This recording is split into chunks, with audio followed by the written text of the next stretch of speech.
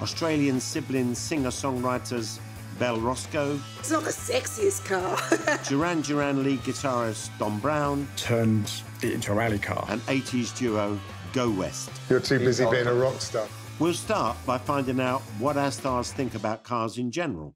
Well, we rely on cars to tour, so we are very keen on them. Absolutely. And then we enjoy a nice aesthetic beauty as well. It was music, I've got to be honest. Music first. But I did get into cars pretty young. Cars have kind of been something that I think we grew up with. Our father has a great passion for cars. Oh, no. We know nothing about cars, do we? Oh, nice dear. Car.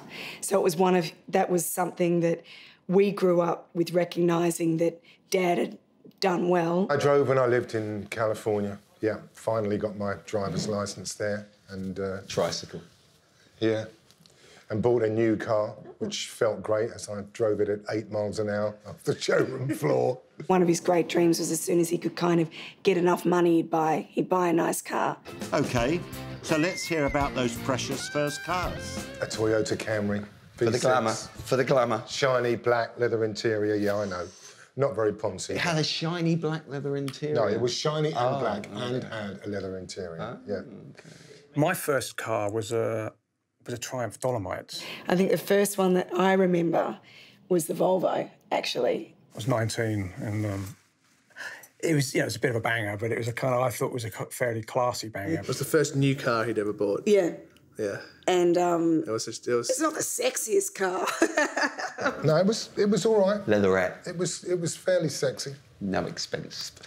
I don't know, it did. When we took it over, it became pretty sexy. My first car was a white Mini that sat on bricks outside the house. What was it? It was the sedan, it was the... It's a 240 GL. Never went of its own accord. My dad said, "Bill," and I went, "But it doesn't work." "Yeah, we'll sort that out." I was 19, it was probably 10, 15 years old. It sat outside the house for about a year and a half, and then one day it went. And it started to be recognised in Melbourne as the fridge, because it looked like a fridge on wheels. It was more of an appliance or a kind of art installation. Art installation.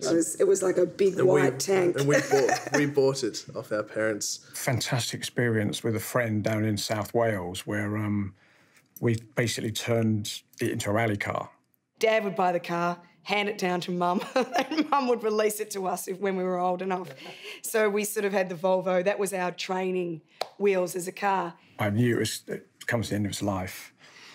And he had an old van, and we just went onto this deserted beach, and we were just racing each other. If we could reverse park, we were good drivers, but I've never driven a car that had a better turning circle, ever. It was just the most amazing thing I'd ever done at that point.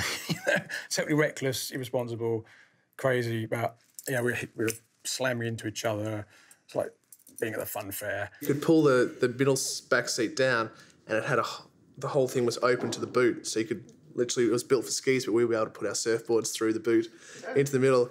It was really good fun, and that was the end of that car, basically.